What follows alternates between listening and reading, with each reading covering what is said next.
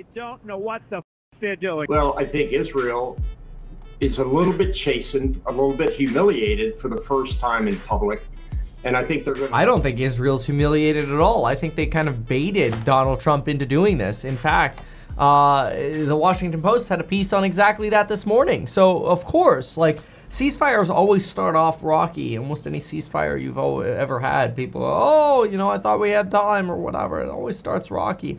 But what's fascinating is at least WAPO believes that Bibi actually suckered Trump into this war, or sort of not necessarily into the war, but into strikes against Iran. Take a look at this. Bibi decided on Iran war last year, then decided to recruit Trump. So this is kind of interesting because it makes this argument that, oh, this has been planned by Israel for a while. And Trump was almost just a cog in the wheel of what Israel wanted. Now, obviously, you know, Donald Trump doesn't want that to be the case. But I want you to remember how this played down with Donald Trump. Donald Trump was in the middle of negotiations with Iran when all of a sudden Israel attacked, which came as a complete surprise to not only Iran, but the United States. Now, there was an expectation that the attacks would come at some point should negotiations fail. But only after the fact did we end up hearing Donald Trump say, oh, well, you know, we had actually given Iran 60 days, and I just realized it was actually technically the 61st day, and Israel decided to attack. I feel like that was almost like an after-the-fact justification for what Israel did. You know, it is worth noting, and we'll go through this piece here in a moment, but some other facts that are going on right now. There was talk about China is supporting this ceasefire.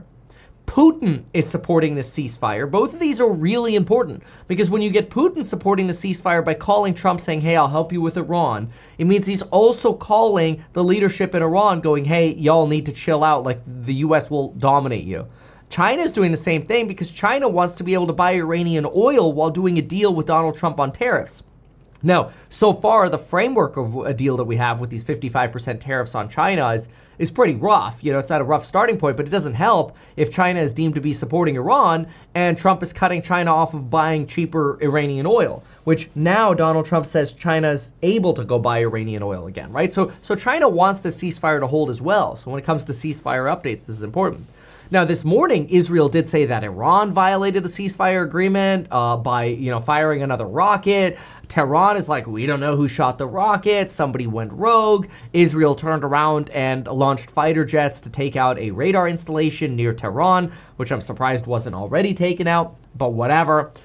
Then you've got Donald Trump clearly asking both sides to stop, and this morning dropping the F-bomb. We'll play that video clip in just a moment. I just want to give you new information since you've probably already seen that. The Iranian president says, quote, we will not violate the ceasefire unless Israel does, and we are ready to negotiate and talk. However, there are some hothead Iranian lawmakers that say things like, the IAEA will not be allowed to have access to Iran. And people to this are like, are you dumb? Like, you guys are cooked. No more uranium enrichment, okay? So this means we need IAEA participation here. Now, mind you, I personally think, this is my opinion, that we need a JCPOA 2.0. It'll be called like the MAGA Iran deal 2.0 or something Trump branded. But the point is, this article has this interesting point of view that Donald Trump maybe has been kind of suckered into exactly what Israel has been wanting for months. Now, it's possible this is just propaganda, so who knows? But let's take a listen to the perspective here because it is interesting.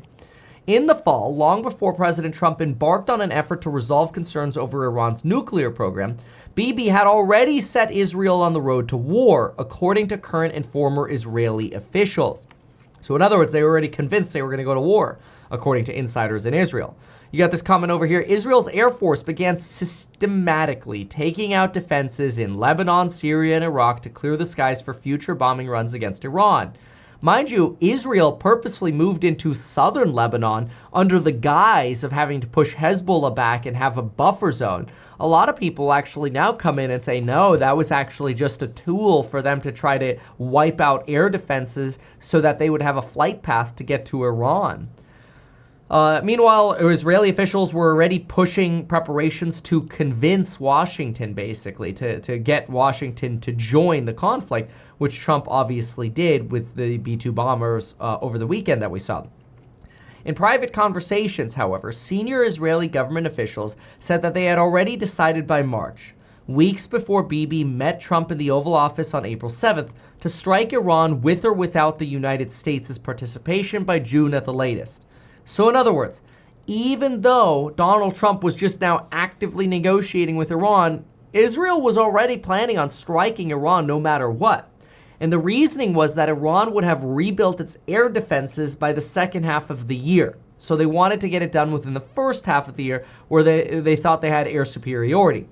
Bibi finally launched his surprise attack on Iran in the early hours of June 13th, Friday the 13th, while Trump's negotiations were still underway. This is why I even called it out on the 13th. I'm like, dude, Trump just got blindsided. This whole 60-day thing and Israel attacked on the 61st day, that's totally made up after the fact. Now, that's my opinion, maybe not, but it's weird because, as we saw it that day, Trump was still like, oh yeah, we're actively talking to them, and all of a sudden strikes are happening, and we're like, what the hell happened to active talks? Israel seized on what it saw as a unique opportunity to execute its plans, carefully laid out months and years in advance to heavily damage a weakened Iran that had long waged a bloody proxy conflict. Bibi has acknowledged in recent interviews that Iran was still potentially months or a year away from a nuclear weapon, mind you. So this is also interesting because everybody sort of, pointed it out as like, Israel's just days away from a nuke.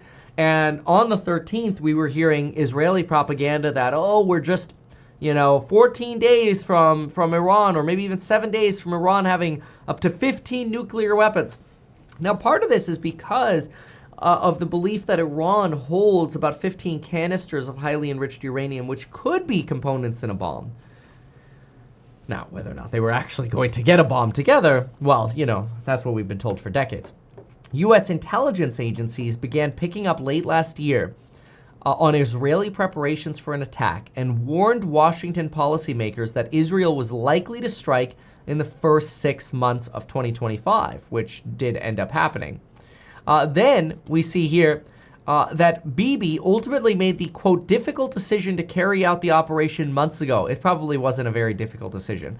Probably once Trump won, they're like, all right, we can loop Trump into this war. We got Trump to tear up the JCPOA that Obama signed. We got cozied up with Kushner. We got the U.S. Embassy in Jerusalem. We got Trump by the balls here. We could get him to do what we want. Ultimately, Trump did end up kind of doing what Israel wanted, right? Mop-up work. But Israeli officials believe intelligence showed that scientists were revisiting studies in several alarming areas, including the multi-point detonation device, the production of plastic explosives, and experiments on neutron radiation. Now, this is all very interesting because what you're really arguing here is that Israeli officials believe that their Mossad agents found Iranian scientists looking up components of bombs again and studying components of bombs. That even though the Ayatollah had not necessarily ordered the production of a nuclear weapon, they were basically looking into components of it. Taking the inch and running a mile with it is sort of the quote that they're working with. You haven't seen them packaging the nuclear warhead, but you've seen them working on shortening the period of time it would take to get it all together and drive their threshold status to the extreme proximity of a nuclear weapon. Kind of interesting. Now, I went through this and just highlighted some of the interesting parts. Some of it is just propaganda, so you kind of have to be careful. But it is fascinating because it does put you in an environment where, wow, what if that's true? What if Israel basically made the bet that they would be able to loop Trump into some form of mop-up operation, and they were going to do this regardless of what Trump's negotiations were? Kind of makes you wonder then if, Trump is supposed to be Mr. Nobel Peace Prize, then maybe Israel is supposed to get the reward for the opposite, for like a master class in, looping the richest country ever into the conflict. Now, I do think that some good likely came of these strikes. In other words, bringing us to the ceasefire table. But then again, in fairness, Israel kind of started this and got the damage done that they needed to get done. And now it's like, all right, everybody play nice now. Israel's done blowing everything up that they needed to. And it probably wasn't a coincidence that the United States timed this sort of intervention relatively close to when Israel was sort of done with their operation, right? And then this morning, you did get the frustration from Donald Trump, in case you haven't seen it yet. Here it is. She was moving aft forward using the spare mask at the seat bank, and as she approached the seat bank to get the masks from the passengers, they didn't understand what it was that she needed. She reached Somebody over. else is yapping. There, I closed it. I hate it when that happens. Yeah, I do. They violated it, but Israel violated it too. Are you questioning if Israel is committed? Israel, as soon as we made the deal, they came out and they dropped a load of bombs, the likes of which I've never seen before. The biggest load that we've seen. I'm not happy with Israel. The biggest load. You know, when I say, okay, now you have 12 hours, you don't go out in the first hour and just drop everything you have on them. So I'm not happy with them. I'm not happy with Iran either. But I'm really unhappy if Israel's going out this morning because of one rocket that didn't land, that was shot, perhaps by mistake, that didn't land. I'm not happy about that. You know what? We basically have two countries that have been fighting so long and so hard that they don't know what the fuck they're doing. Do you understand that? That's, you know, you kind of got to give Trump some credit here for the bluntness. He's absolutely pissed. And somebody here removed the background noise in case that was harder for you to hear.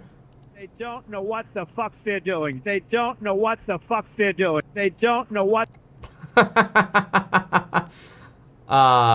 Anyway, there you go. So, yeah, if you haven't seen that yet, there it is. So, wow. Well, that feels very real, and you feel that frustration from Donald. And in my opinion, this face is sort of the face of Israel, you guys are assholes. You looped me into this while I was negotiating. You made me mop it up. And now you guys aren't even respecting my ceasefire. I feel like that's what Donald Trump's face here is saying, right? I don't think he actually believes that they're a-holes. I just think that's the feeling he has right now, I think. Is you screwed up my negotiation with him. You made me clean up your crap. And now you're still not listening to me. Like, it feels like a parent yelling at a child, you know? Like scolding a child. You didn't listen to me the first time. You screwed me up the first time. Then I gave you another chance, and you made an even bigger mess that I had to clean up. And now, after I try to clean it up, you're still making me pissed off because you're still not listening. That's just what this screams to me, you know? I mean, why else this frustration? What the fuck they're doing. They don't know what... Oh, I gotta turn that into a soundboard icon or something. Actually, that'd be kind of funny. Yeah, so anyway, NASDAQ is at all-time highs on this. Oil down another 5% today. We're down about 14% here on oil prices since the highs. We're basically getting back to that recessionary pricing of oil.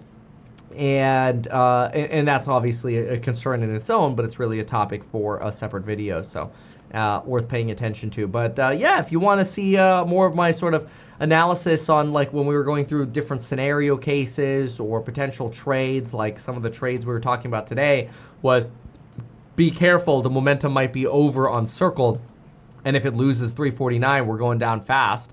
Sure enough, exactly what happened.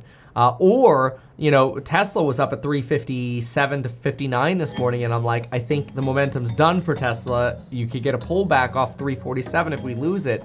That's exactly what we had. So if you want those, make sure you grab the Meet Kevin report, all the courses, all the lectures, all the historical live streams, everything we have over at meetkevin.com, and you get to join us in that hour pre-market open live stream we do together, and deal analysis and otherwise. So it's fun. Join us there. Check it out at meetkevin.com and use that coupon code JPAL. If you got questions, email us at staff@meetkevin.com. Why not advertise these things that you told us here? I feel like nobody else knows about this. We'll try a little advertising and see how it goes. Congratulations, man. You have done so much. People love you. People look up to you. Kevin Paffrath there, financial analyst and YouTuber. Meet Kevin. Always great to get your take.